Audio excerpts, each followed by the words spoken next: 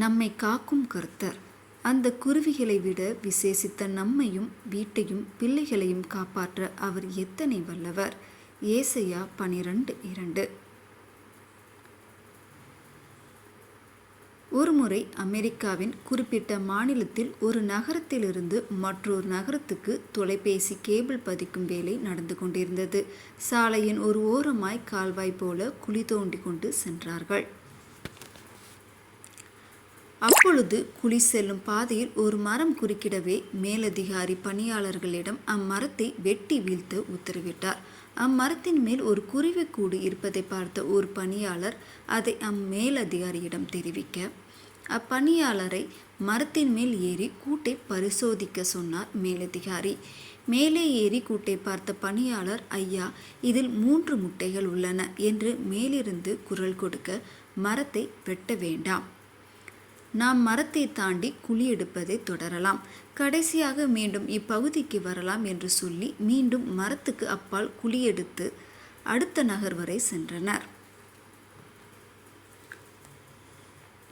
பணி நிறைவடைந்த பின்னர் கிட்டத்தட்ட 5 வாரங்களுக்கு பிறகு மீண்டும் அந்த மரத்தின் அருகே வந்து அக்குருவி கூட்டை சோதித்து பார்த்தபோது முட்டைகள் பொரித்து குஞ்சுகளும் வெளியே சென்று கூடு காலியாக இருந்தது. அந்த மேலதிகாரி மரம் வெட்டப்படுவதை தடுத்தது எது என அறியும்படி அக்கூட்டை அப்படியே கீழே எடுத்து வர சொன்னார். பணியாளரும் எடுத்து வர மேலதிகாரி கூட்டை சோதித்து பார்த்தார்.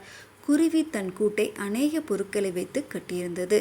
ஒரு மூலையில் சுருட்டி வைக்கப்பட்ட ஒரு காகித பேப்பரும் இருந்தது. அதை விரித்து பார்த்தபோது அதில் ஒரு ஞாயிறு பள்ளி மாணவர் எழுதி வைத்திருந்த மனப்பாட வசனம். ஏசாயா 12:2.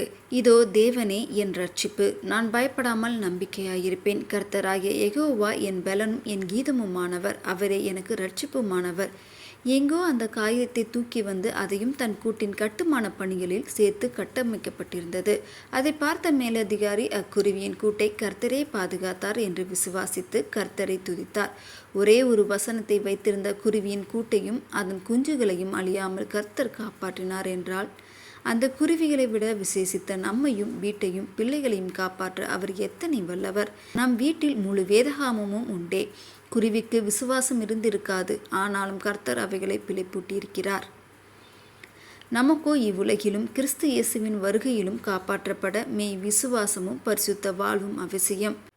இதோ தேவனே என் இரட்சிப்பு, நான் பயப்படாமல் நம்பிக்கையாயிருப்பேன். கர்த்தராகிய யெகோவா என் பலனும் என் கீதமுமானவர், அவரே எனக்கு இரட்சிப்புமானவர்.